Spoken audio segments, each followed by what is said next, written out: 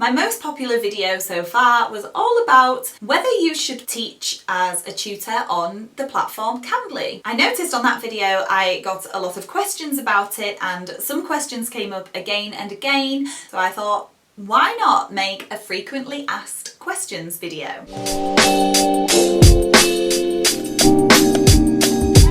If you are a student looking to use Cambly to learn English, this video is probably not for you. I do share tips for students on Charlie's English channel, my other YouTube page, so head over there if you are a learner of English. I also noticed a few comments were from people that were perhaps non-native speakers looking to tutor on Cambly. Unfortunately, they do only want native speakers.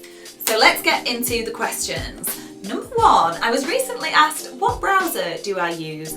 I use Google Chrome on a MacBook. I have to admit, I am a convert. I know they're ridiculously expensive, but I've been told, touch wood, by lots of other people that their Macs last years and years, and it works efficiently, it does what I need. Fingers crossed for online teaching. It's a MacBook Air, and Chrome, Google Chrome, again, touch wood, fingers crossed, don't have any problems with. I think I've heard people mention browsers such as Firefox does cause some problems. I only have experience teaching on Google Chrome, so I hope that answers your question. Number two, should I have a PayPal account? Yes, I don't believe Cambly pay people in any other way except PayPal. It's worth setting up a PayPal account before you join Cambly. It's such a worldwide used platform now. I believe it's relatively safe. Any kind of online company, you do sometimes hear of fraud and hacking scandals, but I've never had a problem with my PayPal account, and it's very easy to set up too. Number three is probably the most common question, and I am going to be brutally honest with you. How long should I wait until I'm approved as a tutor? They do take a while. I was really lucky when I joined last spring. I was accepted within 2 weeks, but I know of other people that took 3 months, even 6 months until they were accepted. So it's not something you can rely on for income, but that's why I always sell it as such a good way to earn a top up of your income. It's good pocket money and it's fun to speak to people around the world, but it's probably not smart to solely rely on that as a potential future income pot.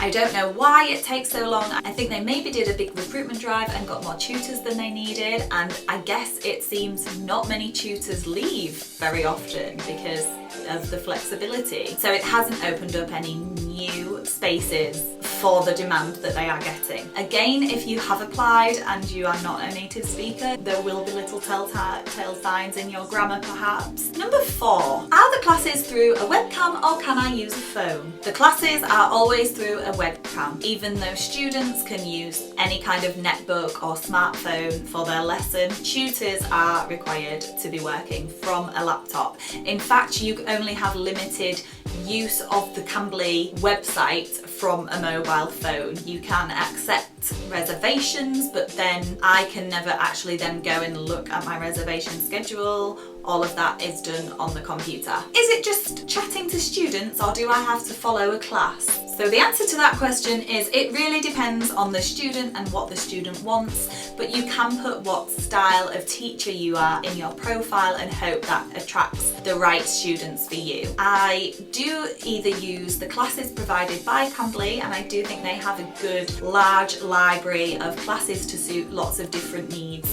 be it general conversation, practicing things like phrasal verbs, different tenses, and then specifically structured discussion topics that are set out like an IELTS question would be. What should I put in my interview video? This is your opportunity to show Cambly a bit of your personality, why you want to go into talking to adults around the world online, a bit of your experience, but again, they don't request experience. It's more to hear your voice and see what kind of approach you have, to see if you would be a good fit for the majority of their students, I believe. I said a little bit about myself, about how I like travelling and what kind of topics I would like to discuss with students as well. How long should my intro video be? Only a few minutes. I can pull my video from the website and share it. So if this video is a bit too long, look out for that in a few weeks' time. I'll upload it separately. And the last question was, what should I put in my intro video?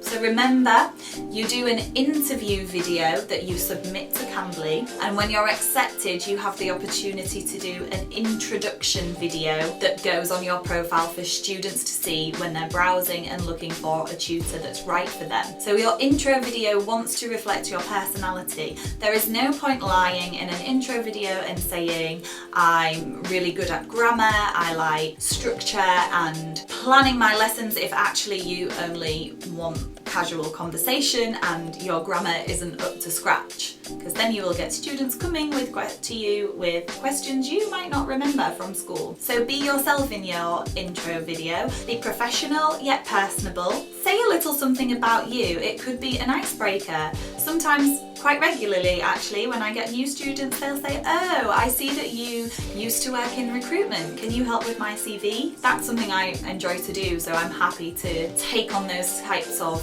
calls. I also shared what type of teacher I am. I said I'm very patient and very relaxed. I don't want people to feel like they're coming to a lesson. I don't want it to feel intimidating or something they don't want to do, and that's what I wanted to get across in my video. Some people are naturally very funny, so they might have something more funny to say. I wish I was funny, but I don't think I am that funny.